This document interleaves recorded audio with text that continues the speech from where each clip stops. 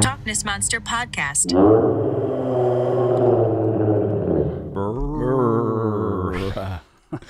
Talkness Monster. Yeah, we're live here with Eric Akiskalian. He's a father. He's a big wave toe surfer, and he is the guy that pretty much helped start big wave surfing, like toe surfing. Toe surfing, that is. So super stoked to have you on, Eric. I'm just trying to get the camera situation under control here. Thanks for having me on. Yeah, a lot of technical stuff going on behind the scenes. I'm hitting the wrong button. button. A lot of moving pieces and parts that Casey has to put together. All right, got it all situated there. Yeah, let's get this going. Brain's a little. How's your day going, Casey? My day's going great. Good. My brain is. Thanks puzzled. for being here with us today. I made like 12 million Instagram reels today, and it's too much for the brain. Wait, what are you drinking right there? It's a bubbly. Yeah, this is just a regular bubbly, non-alcoholic. Okay, just want to make sure you're straight. Oh yeah, I'm straight. All right, I'm straight as an arrow. So hey man, we just got you down here for a little swell. Yeah, we had a little one-day swell. Ollie Richardson and myself, we took the ski out and dusted off the cobwebs, did some step off some toes, and punched through the beach break a little bit here and there, and had a really good time. Conditions were glassy, clean perfection, PNW style. And yeah, we're just working towards the next swell. It was a good icebreaker. Felt good. Yeah. Had you up there in the drone, getting the shot. GTS, man. That was going around in our little chat for. I kept seeing GTS. I forgot what it was. GTS. Oh yeah, I get the shot. Yeah. Well, I think I'd be a little sharper. I've been drinking this coffee with like lion's mane and like chaga, and I think maybe it's like I'm sharp for a little while, and then I use it all up, and then I'm just stupid for a while after that. I don't know. Chaga mushroom tea. But you just got a new ski. Tell us about your new ski. I'm kind of stoked about that. Yeah, I got a brand new Yamaha 2022 FX SVHO, 280 horsepower, 1800 cc's, and the thing is a rocket. We call it the Cherry Bomb. Wait. What is it? What's the model? I want to type it in. We should look it up. It's a Yamaha 2022 FX SVHO, Super Vortec high output. All right, I stopped at FX. I couldn't SVHO. That should probably be enough. Let's see if we can. It's a badass machine for sure. It's the Lambo of skis. Oh yeah, look at that. Okay, let's switch to I got too many windows here. What's going on? Which one? You gonna pull it up? Oh yeah, number 3. That's the one. You need more help, more tech help. Oh no, I did this just fine last time. My brain's just dead today. Yours is a little bit more like... It's the black blue one on the bottom left. Oh, this one? I think so, yeah. Look at that. That's it right there, top right. Oh, that's like a video. Ooh. Yeah, and then it's fully equipped with the high surf accessories, the rescue sled, the seat and hood straps, the bow tow line, quick release, tow rope handle, all the good stuff. Oh, man. I got to stop watching this, I think. Yeah, that's it right there. Before they decide to the Lambo of skis. Kick us off or something. You know, the one that you were shooting yesterday with the drone, getting all the air? Dude, how'd it handle out there? Oh, it was insane. Yeah, that ski works really good. Yep. It's good on the pickups. When you're on the back on the sled, you don't feel anything. So Ollie did a really good job connecting and putting everything together with the install. Dope, dude. It looked like just... I can't even explain like how the way it looked. It's just glided because it was glassy out too. Yeah. It was super glassy. Well, the footage that you got is something that I've never seen before with any ski. I think because of the ski, the way it performs, it actually handles and drives differently when it's photographed and videographed. Yeah, seriously, because it looks like it's on a carpet. Yeah. Just gliding right through everything. Well, I have this shot of you and you're waiting for Ollie after he wipes out or kicks out of the wave or whatever. And so I'm trying to get these more creative shots of you guys while you're on the skis and you're doing everything. It's not just all about the surfer. And he gets onto the back of the sled. The sled.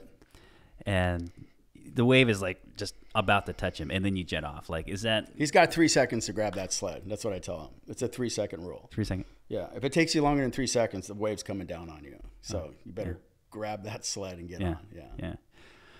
Yeah.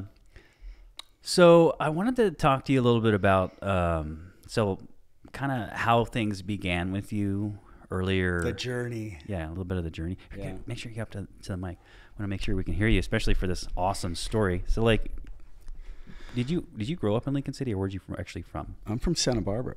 Oh, that's right. Yeah. Okay, Santa Barbara. So how'd you end up coming up to Lincoln City and getting into the surf scene and helping tow surfing become, Yeah, so I started surfing when I was 9. After my parents got divorced, it was a good outlet, and it was something that I fell in love with, something that made me feel happy, and gave me an outlet to not think about what was going on at home.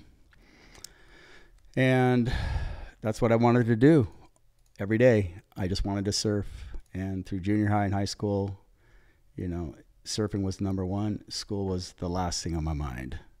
And I was, always ditching school. I would take my mom's car, go surf. And that's kind of the way I grew up, was being very rebellious, but yet finding the ocean was my rhythm that kept me sane from it all. Then into high school, the story goes a little deeper. I started doing drugs and cocaine and drinking a lot and smoking, and it was just one of those things that I fell into. Didn't have much parental guidance growing up. And when I graduated high school, I started dealing cocaine, and then I stopped surfing for a little bit and pretty much went on a bender for like 10 years. That's all I wanted to do was party, go out, drink, do cocaine, ecstasy, sell drugs, do whatever, go to the bars. And then I had a couple of search and seizures, one 502, and I consider myself pretty lucky because I never did anything to the point where I had to go do prison time or anything like that. I should have, but I got out of it. Parents always bailed me out. That's the number one thing that I can always remember, is my parents always bailed me out. And I think that was the wrong thing to do. I never learned my lesson early on, and I kept doing it and repeating it and repeating it and repeating it. And then one day I just woke up July 4th, 1987, after a 3-day bender, and I was just like, this is not the way I want to live my life anymore. I'm not going to do it. I don't surf anymore. I don't have any friends. I'm living in a Volkswagen van. This is just rotten. It's not good. It's not healthy. So I basically pleaded to God that morning, and I just prayed. I said, hey, I'm ready to give it all up. I want to start a new, fresh life. Whatever that life looks like, I want to start it today. And I've been clean and sober ever since. It's been like 35 years. And it's been an amazing, that was the first, door to the journey, was realizing that I had a problem, realizing that I needed help, and realizing that there was a better life for me out there. So you got clean, and I got back into surfing. I was 28. So I got back into surfing again. And back then in the day, I was surfing a lot with Chris Brown and Davey Smith, and I grew up in the Tommy Kern era and all that. And our spot was Rincon and Tarantulas, Central Coast. Halama was T Point. That was our big wave spot. So whenever it was 10 at 17, we were getting 20, 25-foot faces. We take our 10-foot boards out there and we just fucking charge. That's what we did. We had a blast, and it was just us. And Davey and I got to a point, we were both like about 34, 35. We're all, dude, let's go surf Mavericks. We're ready. Yeah. Right? We're ready. Yeah. Enough of this tarantula stuff. We can do it. And we went up there November 6th, I think, in 1996 was our first time. And it was bombing. It was just like 20 foot, perfect. Everybody was out. The media circus was out. Everybody was on the cliffs. And I was like, oh my God, what is this? And I never got a wave, obviously. I sat way out the back. I paddled out and paddled back in. But I sat out there and I watched it, and I go, God, I don't know if I really want this. I don't know if I can paddle into this. There's got to be another way. There's got to be a better way, This is just, maybe I'm getting started too late in life to get into the big wave paddle scene, because I'm watching these guys and what they're doing, and it's just crazy, right? You know what? You see it going down. And so I ended up paddling in. Everything was fine. Davey sat inside. He got cleaned up on his set. His board went through the rocks. And, we both went home and just went, shoot, we need to reevaluate this situation a little bit. Yeah. And then it... Here, get that mic a little bit more toward you. Yeah. Right there. Yeah, bring it to you. All right. But the story goes on like this. So after that session, we went back home and we did another tarantulas paddle session one morning. And Davey was driving. I was in the passenger seat, and there was a new surfing magazine, and on the cover of the mag was Laird dropping in at Jaws, Piahi, on like a 60-foot wave. They're all, yeah, toe-ins, toe surfing. I'm like, that's it. That's what clicked. I went, Davey, we're going to do that. We're going to tow. I don't know where, when, why, or how, but that's what we're going to do. Yeah. That's what I want to do. That's how we're going to ride the biggest waves. Yeah. And 2 years went by. We didn't do anything with it. We just kept talking about it, but we didn't know where to begin. We had no idea. There was no one there to teach us. So one day in October 1998, if I remember correctly, Peter Mel and Skin Dog Collins ended up towing giant 40 to 60 foot Mavs.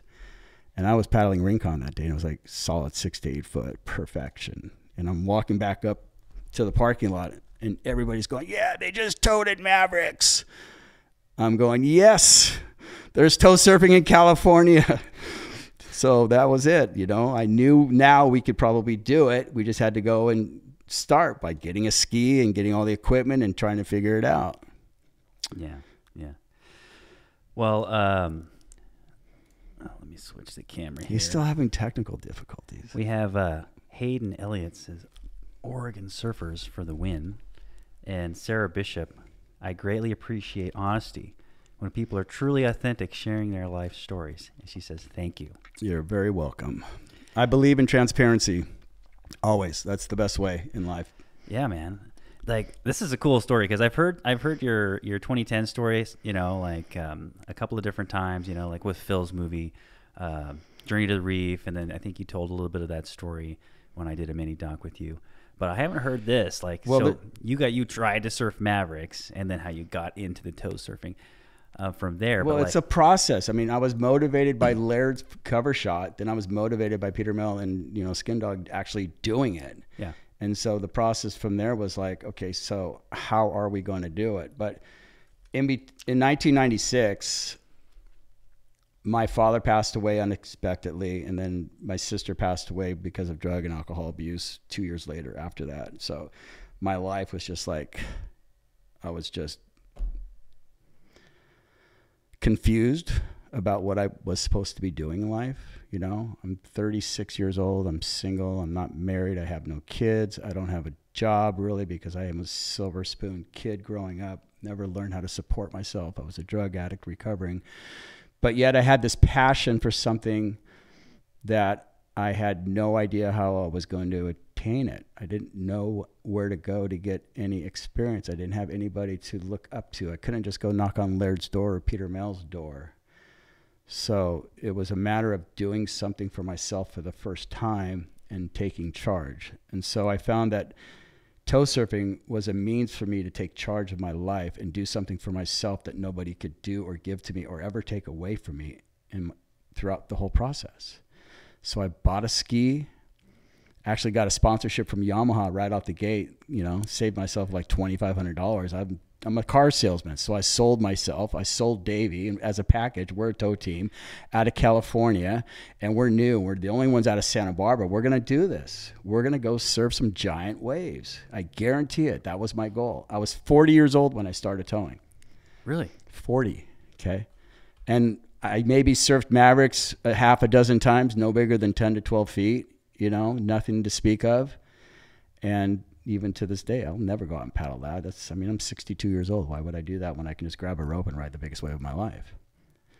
So, dude, that'd be sketch. Yeah, that's a sketchy spot. I've just hiked out there before, and I saw it like on a double overhead day, and it just dumps. Yeah, it just dumps like it's gonna push you down to the fiery pits of hell. So the process in learning how to drive a ski, started in Ventura Harbor with Davey Smith, Paul Schulte, Chris Brown.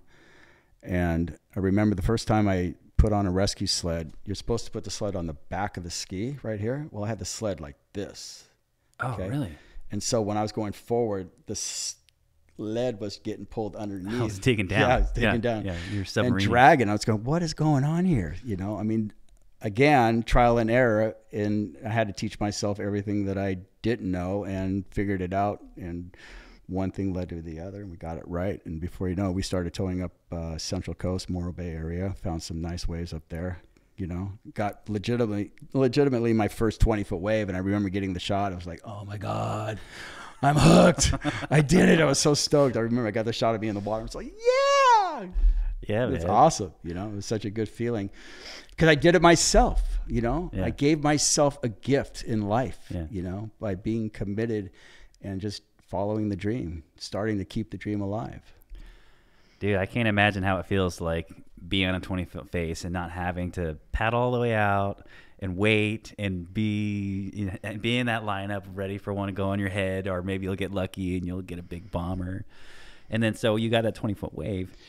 Did you just keep going, or was it like that? So what happened was I started a website called toesurfer.com in that same period, and it was to promote ourselves. And that actually kind of backfired. This is a funny story because everybody started going, who are you guys? I mean, really, you're going to promote yourself? You're surfing 10-foot waves, towing into 10-foot waves. You guys can't you don't even know what you're doing. Yeah. Like, this is a joke. Yeah. Like, literally. I'm like, you know what? That guy's right. I need to turn it around. I need to start promoting everybody else that's in the business and in the industry and all the big names. I need to go to all these big wave spots and surround myself with the very best in the world and have them show me the ropes so that I can learn from them the right way instead of the wrong way, which was my way, because my way was always the wrong way. So that's what I did. I traveled the world. I went to all these big wave spots, and for whatever reason, I was accepted in most of the areas that I went to, and always got the best waves of my life wherever I went. But I was promoting them, you know, and I was promoting their location and their families and their friends and their way of life. And that was more accepted than obviously promoting yourself. So, you know, you have to be humble in this sport. Like in life, you know, it's humility. You have to learn. It's a fine balance between the two. Like, we all want to be recognized for what we're doing, but it's better if someone else recognizes what you're doing than you try to give yourself accolades for. Yeah. So, there's so much to this story. I know. I was like, how did you? So you were up in Morro Bay surfing, and then where did it progress from there? So, Peter Mel comes back into the picture a couple of years later. So this was in 2002. Craig Spuch went up to Nell Scott, and he surfed it with Kirk Johnson for the first time. 2003, Peter Mel and Adam Rapolgo were up there, and then I saw all the footage. I'm like, okay, that's our next spot, Nell Scott. And I went up there in 2004 with Chuck Patterson, who's a renowned waterman, toe surfer, skier. Guy's just a legit animal. And we went up there one day and we made the drive, and it was like 40-foot glassy perfection, and we were the only ones out. And that was my first real taste of a real big wave session, and that's when it all started, was at Nell Scott. About what year was that? 2004. 2004? Yeah. 18 years ago. And then how many people were surfing Nell Scott then? Nobody. So you're just out there. Yeah. Like nobody's seen prior years though, before that, Peter Mel was out before that, Peter 2003, and then and Craig Spuch was in there 2020, 2001. And then from there, the locals started catching on, you know, Dan and Ollie. Yeah. Tim, Builder, everybody every year progressed more and more, but I taught them everything that I knew, you know, sharing the knowledge. That's the most important thing. Share what you know. Yeah. Yeah. And everybody's towing right there. Like, step offs weren't a thing. Like, people are just getting jet skis and they're putting the sleds on, and or like, how many, like, or is everybody using like 2 jet skis and they're like, hey, it's my turn. Like, how'd that whole thing work? I don't know exactly. I mean, I knew that whenever I went up there, I had 2 skis. So I always loaned out a ski to whoever needed one, you know. Wow. I spent a lot of time with Keith Galbraith, You know, we had the zone to ourselves for years and years. It seemed like we were always out there by ourselves. Chuck couldn't make it up all the time because he's in California, but I made the move up to Washington in 2005, so I was a little bit closer. So, you know, the 5-hour drive was easy. Just go. Yeah. You know, every swell. That was my goal. So, gosh. So you guys had the whole place to yourselves. Mm-hmm. I mean, it wasn't like eventually Nell Scott Reef was on the Big Wave Tour. When did that happen? Like, in that, I don't know how long that was. You know, they've had a couple of contests and they try to do the tour stuff and independent producers and promoters. And I mean, we know all the stories back and forth, in and out. So it was never, there was one real legitimate contest that was on November 2nd, 2010. Oh, that was the paddle contest that Cole Christensen won, and that was the biggest swell in 20 years. That was the day that I got my wave on South Reef. Do you have that photo? You want to pull it up? Yeah, let's pull up the photo here. And that's a photo that Richard Hallman took while he was shooting the contest. And he glanced over to the side of his shoulder. He goes, "Oh, somebody's riding a wave." He snapped it. Yeah, this is a freaking massive wave. And you have the... So that was a Billabong XXL nominee that year. Everybody thought that we were going to win, but we did not win the contest that year. A tiny little man on that giant wave. How big? What does it say? South Reef? I don't know. I mean, you can't. There's a wave in front of it, so I mean, it's anywhere between 55, 65 foot. But that day there were waves breaking 70 feet. Middle Reef was breaking on the outside. There was one set that came through that line closed out completely from South Reef all the way to Nell Scott Reef. Yeah. Oh yeah, that's your buddy. And back to that wave. The technical difficulties. You'll have to excuse Casey and his butterfingers. Oh man, I just want to see this closer. The Richard Hallman photo. Yeah, that's what I want. So when I got that wave, it's like, okay, great. I'm 50 years old. I did it. I rode the biggest wave of my life, right? Now what? I didn't stop. I wanted more. I kept wanting more and bigger and bigger and bigger. You know, that was the goal. It's like, where am I going to ride the biggest waves in the world? Portugal. I was going to say, wait a second. Portugal. So did you actually ride? Yeah, but nothing big, maybe 25, 30 foot beach break, dude. Nothing giant. But so I had some health issues. So in I went to Portugal once in 2015, I believe it was, for Red Chargers. We worked on a film project, and I was basically just doing water safety and helping everybody out. And I never really surfed, which was fine because it was absolutely huge. In 2017, I had a heart attack, a slight little mishap. I had to have a stent put in one of my arteries. Yeah. So I went back to Portugal 3 months after my heart attack, and I just said, I'm not going to let this stop me. I'm just going to go do what I do. You know, I'm not going to worry about it. I feel fine. I'm healthy. I got a little hiccup, but nobody really wanted anything to do with me because I was a liability. Yeah. But it worked out for the right reasons. I mean, that's the place to be if you want to ride the biggest waves in the world. So it's like, it's huge, obviously, but like it's, like if you compare it to like Mavericks, like a wave like Mavericks, it really dumps. It doesn't do that same, like it's different. Like I've seen it doesn't break like the slab, but I mean, it's, so canyons, how it peaks up the way it does. Yeah, I mean, canyons. It's kind of like, that's what happens in Nazaré. It's got a bunch of 80-foot peaks everywhere instead of 20-foot peaks. Yeah, and it breaks right on the beach. Oh. So they're not slabby, but it is top to bottom when it breaks. I was out there in October of 2017 on a ski, even though I wasn't surfing. I was on a ski when I was 80 foot and going in and out, through the different peaks. And those are moving mountains. I can't even explain it. It's like being out at Nell Scott and South Reef with an extra 6 reefs around you, trying to dodge everything that's happening. So does everybody that surfs there surf the same? And we're talking about Nazaré in Portugal, right? Nazaré, Portugal. It's the same. There's this documentary on Netflix, 100-foot wave that Garrett McNamara is a part of that he puts together. And so is it the same spot, the same reef that they're all surfing? It's not a reef, it's a beach break. Oh, that's Yeah, it's right in front of the lighthouse. You've seen the pictures. Yeah. That's all right there. It's hard bottom.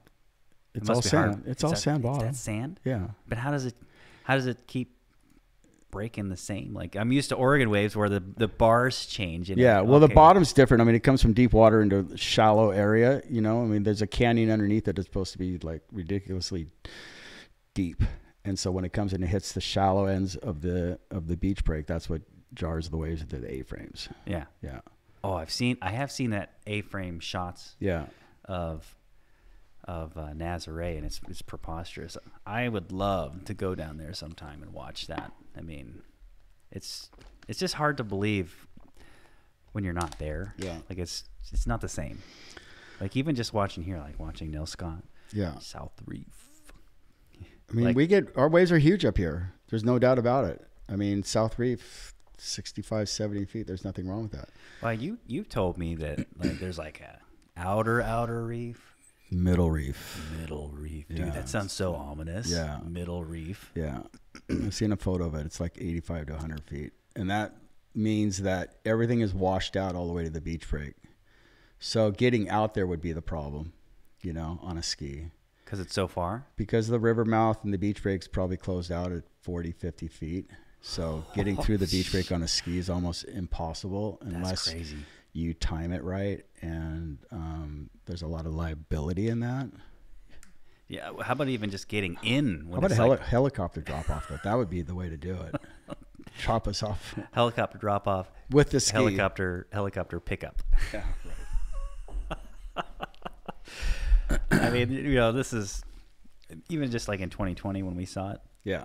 Like South Reef was so big, and Will Scooten was crushing it, and you were out there riding these massive, like, I mean, that first wave that Drake got. Yeah. Drake's a jet ski driver from Mavericks. Yeah. And Half Moon Bay, and he was out there driving, and he got a shot of Eric getting this huge wave. It was the first wave of the session. Yeah, and it was a 55, 60 foot proper face, and it just took me out. Yeah, took me out. I went down deep on that one. We could pull it up too. I have the whole video. Oh, that's okay. There you go. I mean, if you have it, but yeah, that was the 10-year swell. But Will got the wave of the freaking afternoon. That wave was a bomb. It was legit. I don't know if I got that shot of that wave either, but when Russell was here, he kept arguing that wave was on the second day, like the foggy day, the really foggy day. Yeah. And I was like, no, that was the first day, because that was the bigger day, the better day. And the second day, that it was all junky, and there was a super short sesh. Yeah. I know what you're talking about. You know what I'm talking about? Yeah, that wasn't that day. No, because Gary Peterson, he's the one that got the shot, and that was that first day. Oh no, it wasn't. No, it was Mark McKinnis. It was Mark McKinnis. That's from the right. channel. And that was okay. That's right. No, I think Gary got the shot too. Set the story straight. He Casey. got the shot too, but it was just really far away. I remember because they both got that wave. And props to Ollie for all the driving that he did. He was out injured. His knee was out. He was driving like a champ. He was putting everybody on bombs. Dude, I was so bummed that he couldn't go though. He couldn't surf. Yeah, but he did his job. He got everybody on waves. Yeah. You know, so yeah, teamwork makes the dream work. Teamwork makes the dream work, dude. So let's go back to your story here. So I guess you started out with you're struggling in Santa Barbara. That was all in Santa Barbara? Yeah. And then after 3 days, I'm just kind of recapping, so I really make sure I understand this. You can say it. It's all right. I was a cocaine addict. I didn't want to say that. It's okay. I loved my cocaine. I was very good at what I was doing, as a dealer, right? I knew how to manipulate people, lie to people, cheat people, steal from people. And that turned out not to be the right way. Yeah. In that instance, I knew it wasn't the right way. And I knew there was a better life for me. And I'm going to keep saying that. There's always a better life for somebody who's out there struggling. You just have to recognize it within yourself. Don't be afraid to ask for help. I didn't have anybody that I could ask for help because, my parents pretty much let me down. by spoiling me with the silver spoon. They always took care of me. Well, that was the wrong thing to do. And I'll say that over and over and over again. It was the wrong thing to do because it never allowed me to grow as a man, to learn how to take care of myself. And I remember later on in life too, they would just say, well, you know, you spent all this money we gave you and you did this and you did that. And I'm just thinking, what did you expect me to do? You gave it to me. I'm going to say no. I'm a fucking drug addict. I'm going to say yes. Give it to me. Yeah. You know? Yeah. And that, I mean, it's weird thinking back about how I used to be, you know? I mean, it takes a long time to grow up emotionally and mentally after you've been using and abusing for so long. And there's people my age that are still doing it. I mean, I got out when I was 28. There's guys, you know, in their 50s and 60s. And it's really sad to see how they're living their lives. They're not happy. Yeah. And there's no way out. They keep saying, oh, yeah, I'm going to get sober. I'm going to get sober. Fortunately, today I know a couple of friends who are actually sober for like 8, 9, 10 months, almost a year. I've got 3 friends. I won't mention any names, and they're doing really good. And you know who you are if you're watching the show right now. So I'm very proud of you. It's not an easy task. Yeah, I personally took a year off, 2012 to 2013, and that was like a crazy reset. Like I had actually gotten to the point where I could go with friends to the bar and I was drinking Shirley Temples. Yeah. I don't know, whatever. But you're putting yourself in the environment. That's the problem. No, but I wasn't drinking. Yeah.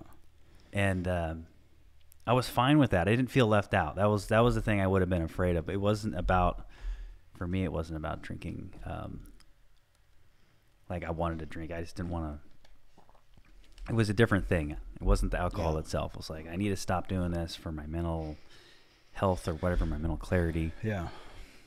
And then, yeah. I mean, obviously there's a lot of people that know how to maintain it and handle it and do it right. And, you know, once here and twice there, whatever, no big deal. But I mean, everybody has a vice and everybody has a crutch, whether it's food, alcohol, cigarettes, whatever it is. There's only one person that can clean it up, and that's you. Yeah. You know, like, you have to be committed to yourself. You have to be committed to good health, good life, be transparent, be honest, be kind, be loving. And these are all the things that I learned later on in life. And, you know, surfing gave me the outlet to express myself and to feel like that I accomplished something on my own, as silly as that sounds.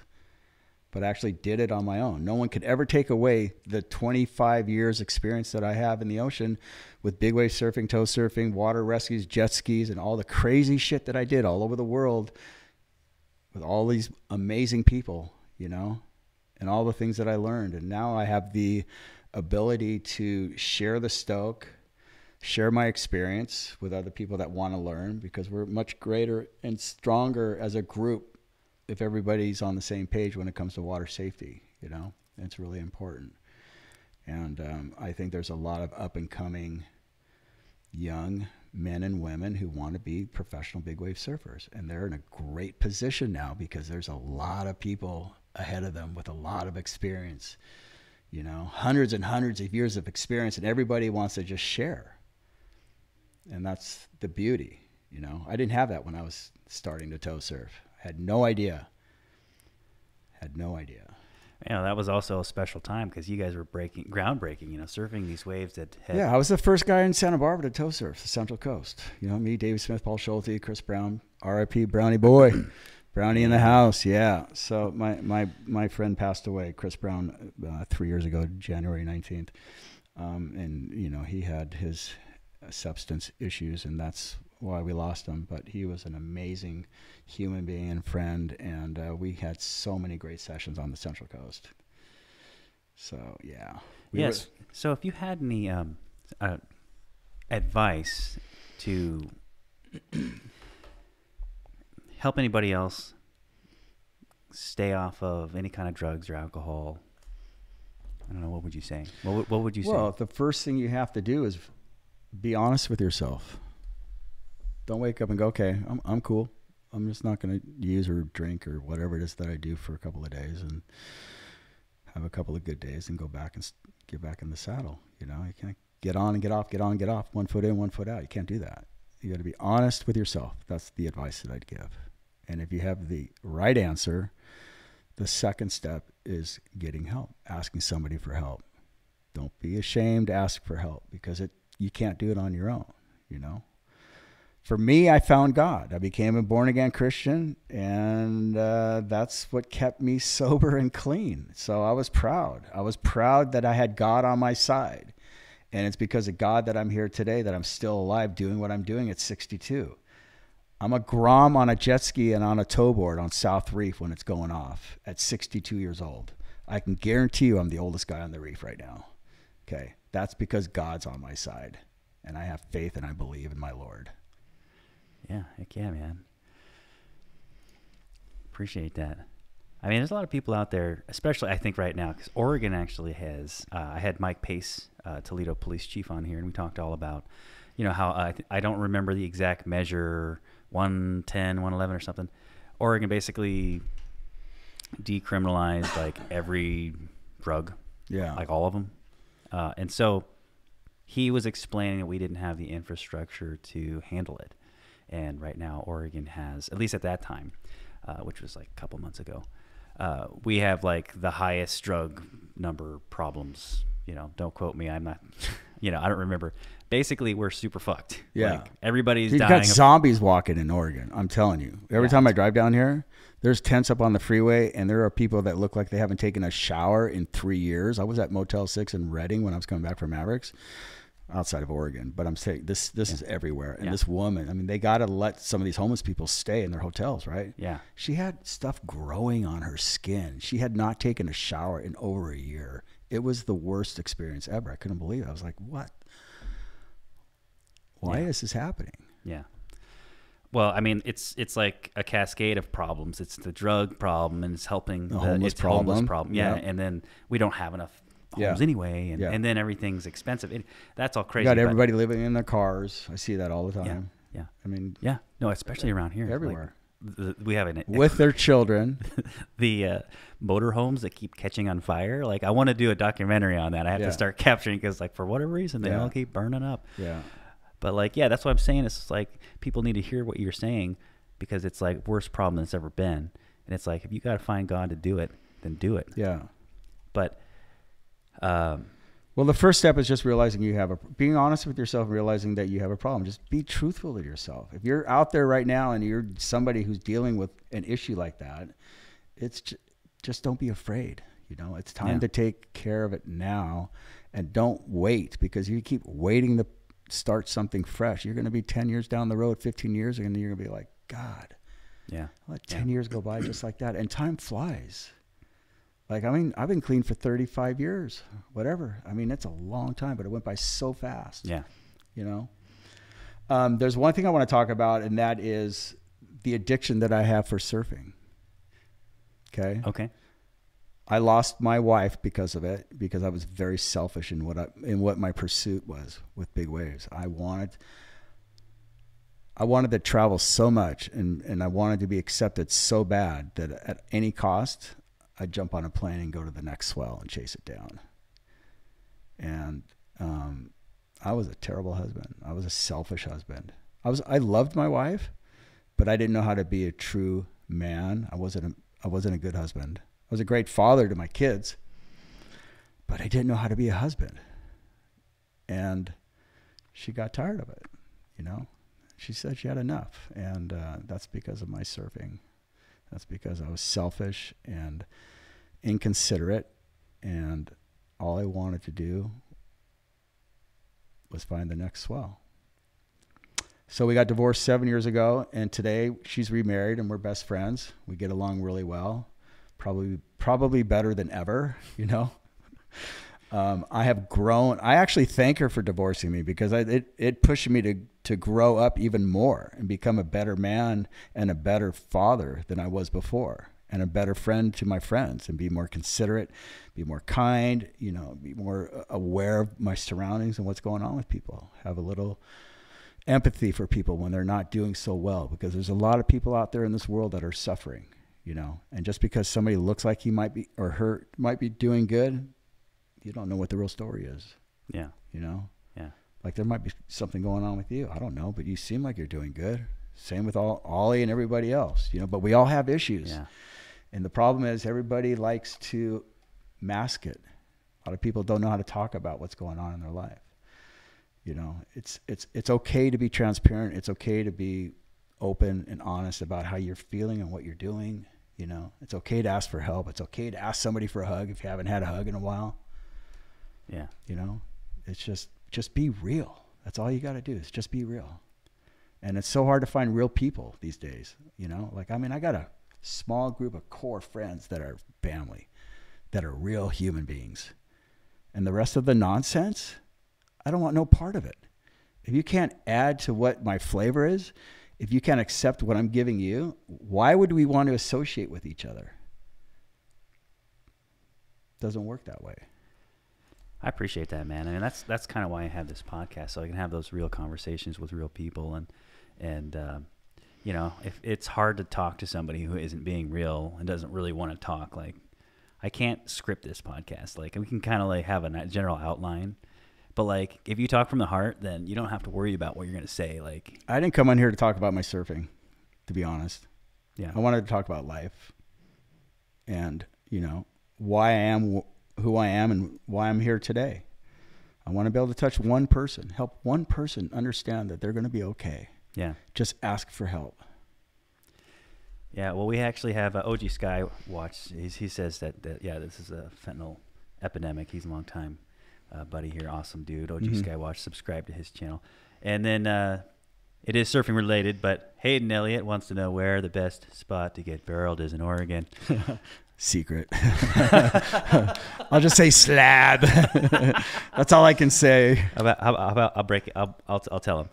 No, don't do it. No. Don't do it. Everybody knows about the Seaside Point. Come on, you can go to the point. I want no part of the point. Exactly, I don't go to the point either. Everybody knows, but you got to deal with the locals, and they're gonna hassle you. Plus, you got to be expert. Like, it's for real. You could break over boulders, and so don't go there. Yeah. But you know, maybe watch. But they'll get pissed if you take pictures, so don't do that either. But yeah, I don't. That place is dead to me. But yeah, I'm good. I just surf beach break. I love beach break. Yeah. You know, it's good. I surfed otters today. Yeah, how was otter? Small, mushy. I'm over it. Yeah, it's all good. Always like doing circles around me. Got like 10 waves. I tried to get up and fall on my face. It's cold. Got all these 7-mil booties on. It's like, yeah, it doesn't work for me. Well, you know, surfing has actually been a healing thing for me. Like I was engaged, and I thought I truly loved this woman, and then, you know, she totally didn't give a shit about me, actually, in like the worst way, and you know, a bunch of other shit happened, and it was like, you know, two things saved me. Yeah. And one was podcasts. I could listen to podcasts. I just listen to people talk just like this. Yeah. And then surfing, it was like, because I had something to be stoked about, so I go, you know, and you know, I surfing fixes everything. It really does. Just leave everything on the beach. Go out and have a good time. Not your garbage. Don't leave your garbage on the beach. Well, no. Do you know what I'm talking about? I know. It just I like, know. Just to make that point, clean up your trash. Like when I'm on the car lot and I got the salespeople, they come into work and they're just bitching and moaning about their girlfriends and their wives. Well, dude, you're not going to sell nothing today. Just leave it on the curb. Yeah. You know, just come here with a clear head, because if your head's not clear, especially when you're surfing, you're not going to do it. Yeah. Actually, Jerry Lopez quit drinking because he was all hungover. Yeah. I heard this is the story. He was all way hungover. He surfed like shit. Quit drinking. Yeah. Well, of course. Who wants to surf hungover? Come on. I mean, really. Yeah, totally. Makes no sense. It's the weirdest thing when you can get that bad where you wake up and you feel like total dog shit, and then you do it again. Yeah. Like, doesn't make any sense. Yeah. The older I get, like, I feel like eventually I may just... Wait till you're 60, right? Like, they asked me, how long are you going to do this? I don't know. I thought I was going to quit at 50, but I still had the drive. And then the 10-year swell came in 2020. I still have the drive. I still have the ability, mentally, physically, everything, emotionally. I can still do it. Why would I stop? Right? Yeah, why not? I would rather die in the ocean than die of cancer, die in a car accident, you know, anything like that. I'm just going to do it until I take my last breath. My bones hurt. Yeah. Everything, arthritis is setting in. It's harder to move. It's harder to get into a wetsuit. You know, you feel it after a couple of days, but you just do it. You just keep out there and just keep moving. That's what you got to do. I'm totally with you, man. Like, I don't ever really want to retire. Yeah. Because right now, I in a way, I really do what I love. I don't always get to pick the projects I get to work on, but hopefully I can be inspiring to you. Oh, you're 34, right? Tomorrow. Happy pre-birthday. Tomorrow, yeah. 35. Yeah, 35. Okay. So Yeah. you got 2 more decades, 3 more decades to keep doing what you're doing and polishing your craft. Dude, I really appreciate you bringing up that whole life thing, because this is actually what I'm going through right now. It's like literally with video and tech and all that, which is kind of what I really love. It's like, it's hard to look at people who are like super duper successful and they're like, it's not about the money. It's being able to do what you love to do and have the freedom. And they have all this awesome gear and they can make all this really cool shit. And it's like, oh, I can't just get to that. You know, I mean, that's why I'm doing this. Baby steps. Exactly. Baby steps. Somebody once told me when I was selling cars back in 25 years ago, 30 years ago when I started, they're all take baby steps to what you want to do. And every time I got to a new level, he's all, yes, see, I told you, baby steps. Baby steps. Dude, that's It's good. about the journey. Yeah. It's not about the end result. Don't ever think about the end result. Sure, have that goal. Yeah. This is what I want to do. This is what I'm pushing for. But how are you going to get to that next goal? Like, I'm very goal oriented. My OCD kicks in. All he knows it. He hates this about me. But everything is so precise. Like, I have to have everything planned out. You know, like I'm going to take a baby step and I'm going to do it. Dude, I love that, because for me, it's like, there's those days I just want to give up, and it's like, fuck, man. But then it's like, and there's times where I feel like so shitty. It's like I don't want to live anymore. And it's like, you don't want to think like that. Yeah. And when I start thinking like that, it's like, you know. But we all get that way. I guarantee everybody? I get that way too. Like, I'm single. Yeah. I've been single for so long. It's like the weirdest thing. Yeah. You know, it's like everyone's like, how come you don't have a girlfriend? And how come you're not with anybody? It's like, I don't know. I don't put myself out there. I don't go out looking for it. If it's going to happen, it's going to happen. Yeah. I like my freedom.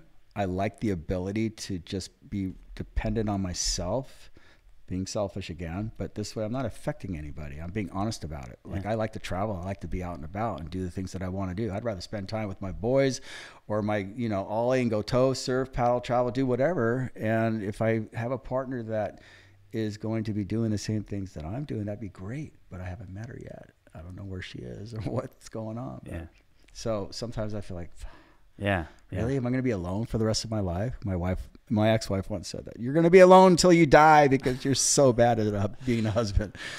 You know, and so that kind of haunts me. But maybe she was right at the time, but you aren't the same person then. I'm not the same person, and she knows that too. That's why we actually had dinner for the first time together as a family. I saw a picture. My son's 16th birthday. We were all together for the very first time with her husband and everything. It was absolutely priceless. That was like a milestone in my life. You know, that told me that she trusts me, that she respects me, that she honors me as a father, and she appreciates me. When she asked me to have dinner with them, I actually started crying when I got the text. I was just like, whoa, I was blown away. Like, I actually, you know, felt like, I don't know, it was a priceless moment. I'm just going back thinking about it. It's like, it took a long time, but it worked. You know, a lot of couples, when they break up, they don't know how to get there, you know, and for obvious reasons, some people have it more difficult than others. Yeah. So, but it's good for my kids. You know, Evan's 22, Jake's 16, so they can see that. It's one less thing for them to have to worry about as young adults growing up in this world. They can, in the past, they're all, Dad, what do you mean you want to hang out with us? Why do you want to hang out with us all together? I go, because we're all family. Why not? Let's just do it. Let's just go hang out. They'll, no, that's weird. You mom and dad are divorced. You guys don't like each other. I go, no, that's not the way it's. I said, one day you'll see the light. So it came together. It was awesome. Yeah, it was really rad. I was super stoked. Yeah, I mean, I feel like everything kind of keeps coming back to surfing, because this is how this has all worked out for me. It's because I got that, you know, shot with Kai Lenny, that barrel, and then just filming surfing was because that was what I like to do. Yeah, and that's how I got into this. And it's just like, you're right. Surfing is like the answer somehow. Like, well, it keeps you. It keeps you balanced. You know, it's your outlet. It's a healthy way of living life if you're a surfer. But it goes along with any sport that you do. You know, that's just get that mic in that defines who you are. You know, when it comes like surfing defines me as, you know, that's my element. That's where I feel most comfortable. That's where I feel most alive. When I'm out there on giant days, putting it on the line. Yeah. You know, I'd rather be doing that than sitting on the couch, drinking a beer, wondering, wishing, dreaming, because that's not the way of life. That's an awful way to live. You need to get out and move. Yeah. Make shit happen. Keep the dream alive. Sarah Bishop says, she says, I'm single, 51. And I totally get it. Yeah, you do get it, Sarah. Thanks for awesome. tuning in. Yeah, thanks everybody for tuning in. This has been great. Don't forget to follow Eric on Instagram, Toe Surfer, and then he's also on YouTube, Toe Surfer Network. You know, subscribe, and then don't forget to hit the like button on Casey Studios PNW Surfing channel here. This is actually my podcast, my Talkness Monster podcast. I just thought that Eric should be on the You busted my cherry today on the podcast, by the way. This is my first podcast. I've been doing a lot of firsts lately. Yeah, this is good, man. This is pretty good. See, you're the whole single thing, right? Yeah, it's perfect time to let loose and try things out, you know. Yeah. Whatever it is. But you're really good at what you do, so I appreciate you. You know. Thanks, man. You, me, and Ollie have a good thing going on right now. Yeah, so Eric has been driving primarily. He had an injury. So he wasn't doing as much surfing. I had knee surgery last year. Yeah, so I was driving. And then Ollie's been surfing, and I've been filming, and we're doing this. We're just created this really cool team, and we're just really dialed in, and we're getting some sick shots. We're gonna have a cool edit we're gonna put together. Eric's got his GoPro in his mouth with his 5K footage, and I'm almost hitting him with the drone, and it's driving through the beach break, getting air. It's all about the air, man. We got to come with like my buddy Speakman has this term with his buddy back from Maui and back in the day, boobs, tubes, and dubs. You know, we got to think of something like that. No dubs. No dubs. Just tubes and dubs. Just tubes and dubs. I mean, tubes and boobs. But that was like, you know, back in the Put 60s. the drink down, Casey. I got this is non-alcoholic. It's bubbly. I've totally sober. Yeah, I want to do a shout out to Mike Jones from As High as I Am in Morro Bay, apparel wear, best apparel wear company. Grassroots for 20 years. We've been good friends. He's been very supportive of toesurfer.com, and thanks, Mikey. Yeah, Mikey. And Ollie, real deal. The ambassador of Stoke. Yeah, dude. Like, seriously, he calls himself the tube doctor, and I don't know what it is, but he's just been on. He's been on lately. I've seen him get more barrels in the last, like, I don't know how many 24 sessions. hours? It's because of my driving. Hello. That's right. You'll see it on the GoPro clips. Oh, dude. Yeah, well, you are driving really, really good. Like, I mean, because I'm watching you. Here's the thing. Like, now I'm following you guys. I'm not just going for the waves. I could have actually put my arm out and grabbed the drone the other day. It was so close. I could hear the blades just going. Slow motion. I'm like, wait a minute, where are you going? Don't follow Ollie, follow me. It's so funny when I actually see you look up at the drone. You're like looking at me, looking at you. Yeah. Well, I had that GoPro in my mouth, so I wanted to capture that moment. That was really cool. And we looked at the shot earlier, and the drone's with that super duper wide angle. It's like 16 millimeters. It's ultra wide. Everything looks far away unless it's actually close. Yeah. And the drone's actually close. And you're right there. Super close, yeah. No, I'm going to cut back and forth for the edit. It's going to be great. We recorded some really cool clips before we started the podcast. I want to interlace now that we just have to do that on South 3 for Nelscott when it's like 50, 60 foot. We need to get the drone so close. Oh, you know how hard it was though last time? When it was like so freaking like the visibility wasn't you're a great. mile offshore, number one.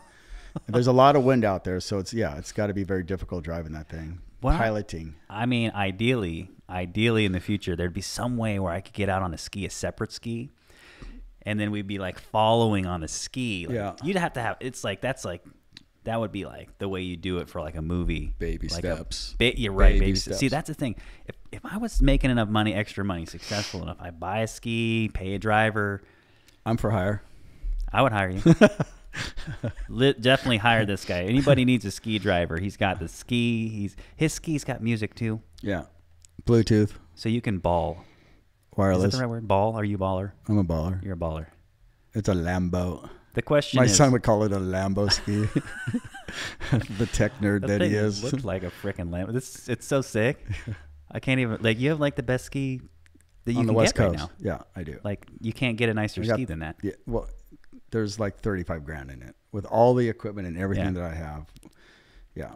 And I don't want to make Eric sound like, oh, he's some rich asshole dude. I'm not. I'm poor, actually. He has never... Have you seen the stock market in the last 12 months? I'm about 80% down the hole. You just got to wait. It always comes back. Yeah, long hold. Long hold down. Is it hodl? Hodl. They're all, what's hodl? What's Bitcoin? Oh, Bitcoin. What's NFT? What's bears with claws? I had a buddy tell me to buy Bitcoin was $400. He's like, dude, it's going to go to $1 million. It is. And then like I knew about Bitcoin when it was like $100 or something. Bitcoin's going down to 10 grand first week in December. Mark my words. Seriously? That's the next buy. Okay. Trust me. I've been thinking about buying some more.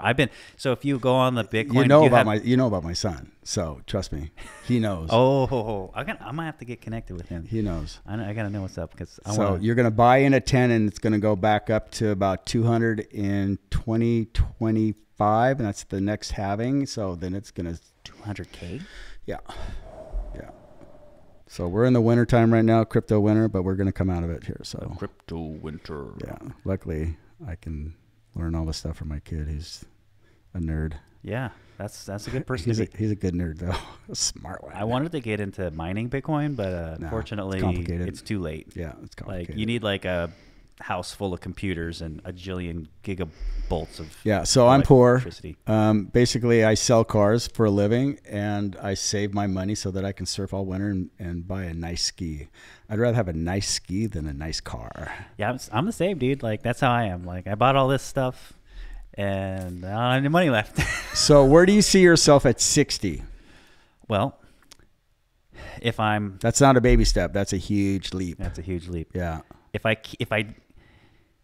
can listen to like your advice and take baby steps, I know that I will be like successful somehow at this. Like I've seen how it works, and like when I'm up, when I'm in a winning headspace, yeah. Like especially just going back like 6 years from now, like exponentially grows. You got an amazing setup here. I mean, I'm looking at everything. You got cameras everywhere. You got wires everywhere. You got phones. You got laptops, desktops, mics, headsets. Everything sounds good. I need a body though. I need a body over here. I need the money to pay somebody because otherwise they need. No, but that's okay though. You're working through it. Like you're doing this on your own, and hopefully this is coming across to the viewers in a professional manner, and everything sounds good and looks good. But I'm stoked for you. I'm proud of you. Just you got to keep pursuing your craft and what it is that you want to do, but don't settle for less.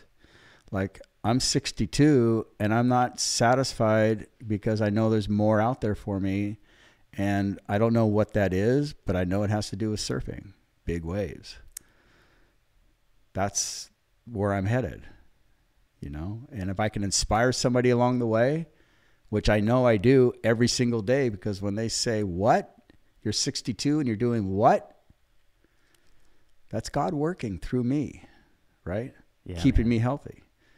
So you seem pretty damn healthy, man. You look good. Thank you. Like you look thin, like you got to build. You work out. What do you do? Well, no, I do. I cut meat out after I had my heart attack. 5 years ago, 6 years ago. All meat. No chick, nothing. I only eat fish. Okay, fish. So, I'm a fishitarian. I eat lots of vegetables, lots of fish, nuts, fruit. Yeah. I have my cheat sessions for sure. Chocolate, ice cream, carbs. I love my bread. Don't eat cheese, but, I try to do what I can. I'm not a laird. I don't hold my breath every day for 5 hours under the pool and get into ice tubs. The guy's an animal, right? Laird's an animal. Hello. Seriously. Yeah. Like, I can't even imagine, Yeah. And these guys, you know, Jamie Mitchell and everybody in Hawaii doing these 7-mile sprints every morning. It's like, I can't even come up Otter Rock for the staircase. Huffing and puffing. I just started CrossFit, man. Yeah. About 2 months ago. Yeah. It's so sick. Yeah. Like I want to get like super strong, so I go out in the water. I'm not like dogging it. Just got to keep moving though. Feel right? good. You Yeah. feel good. Feel Whatever good. it is that you're doing, even if you're just going for a walk, go for an hour-long walk and just get away, get out there, just move. If you're capable of doing it physically, get off your ass and move. Right? Yeah. Yeah. Dude, you're getting me stoked, dude. Stoked. I'm about to go after this, too. Like, after we're done, we're going to go to a Don't forget meeting. to drink lots of water. Lots of water. We're going to go to the meeting and talk about surfing again.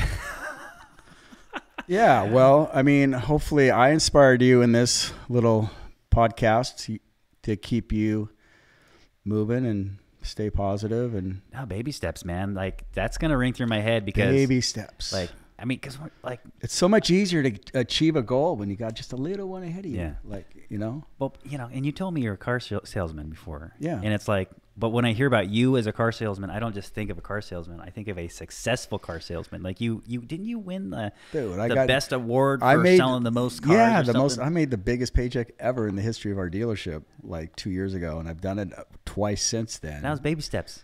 That was baby steps, right? Yeah. But see, I have a light switch in my head. I have the ability to turn it on or turn it off. So when I say I'm going to do something and everybody knows me for this, you can rely and depend on Eric Akiskalian because he will pull through and he will come ahead, number one, every single time. But I don't do it very often, you know. But when I sell cars, I go, okay, I'm going to have a huge month. Everyone's like, oh, fuck. Eric's going into freaking overdrive. Watch out. Yeah. We're not going to see Eric for 3 months after this paycheck. So he's gone surfing. That's what I did in September. Like, well, this is my last paycheck. I'm taking 4 months off. I'm taking hiatus. They're all, what? I'm like, yeah, I'm going surf. I'm going to go live life. I'm 60 years old. What I'm going to do? Keep selling cars? This is semi-retirement, you know? I mean, I want to go back to Portugal. I want to hang out there for a month. That's my goal. And I want to get Big South Reef and Nell Scott Reef and do some water safety rescue at MAMS with the Drake guys. You know, that's the goal for the winter. Yeah. And maybe teach some people a few things and pass on the knowledge and make the ocean a safer place for everybody, because definitely, you know, it's risk assessment and management is very important when we get into the environment of big waves and everything that comes with it, especially on the Oregon coast. Right? Oh yeah, dude. Yeah. Like there's nothing like it. Oregon is badass, you know, with the logs and the surges and the currents and everybody, I mean, the bystanders that get pulled and swept away and die every year, like they're absolutely clueless. Dude, I saw this little old lady, like with some friends, like water came in, knocked her down. She was on her knees, just like this. Yeah.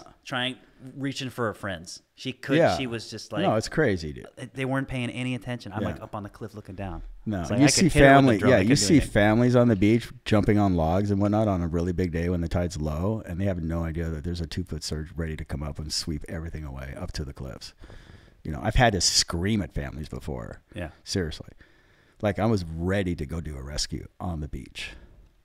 So, yeah, people need to be aware of their surroundings. Super important. If you're here in Oregon, if you're visiting, this is the time of year where things go bad really fast. It's not a matter of if, but when, and when it will happen at any moment. Yeah. Looks like Sarah Bishop says buying now is a good thing if you have the funds. I agree. I agree. I've been getting the free, if you have the Coinbase app, you can just take these little quizzes and they just give you money for free. And I'm like, you know, if that $1 or $3 turns into like $6 because Bitcoin doubles, then I'm making money here. Like, yeah. Yeah, man, dude, I really appreciate you coming on. Like, this has been, I really think this conversation turned into some sort of awesome, amazing conversation. Yeah, and if you can bring a guest on who will share and be transparent in a way that will deliver something to your audience that'll captivate them and that will, you know, help somebody. I think that should be the goal of a host of a talk show or a podcast, is to give it some kind of merit in that direction for whatever it's worth, you know. I mean, that's just my opinion. But I know that when you have something to give, people are more receptive to it. So you're doing a great job. Thanks for having me. Yeah. I really appreciate it, man. And yeah. We started a little bit early, and I got happy birthday from my girlfriend. She says, "Happy birthday, happy birthday." Hey, you got a girlfriend? Good for you. I do. Yeah, man. She's been really supportive. She's actually come and helped me film you guys a couple of times. Oh, cool. Like she's come and been my helper. You know, awesome. Like she goes, runs up the stairs, just plug the battery in, comes back, and she just hangs out on her phone. Yeah, it's pretty special. Yeah, she's like very tolerant of me. Because I can be. You're an easy guy. You know, you're not my girlfriend. No, but I'm your friend, and you're easy to get along with. So I can. You got good. You have good character. Yeah, thanks, man. Yeah, it takes a good character guy to know one. So yeah, well, surround yourself with positive people. That's all you want. That's what you need to do in life, right? Yeah, man. Yeah. Well, hey, man, I think we're gonna wrap this up. So thanks for coming on, Eric. I got one last phrase. Keep the dream alive.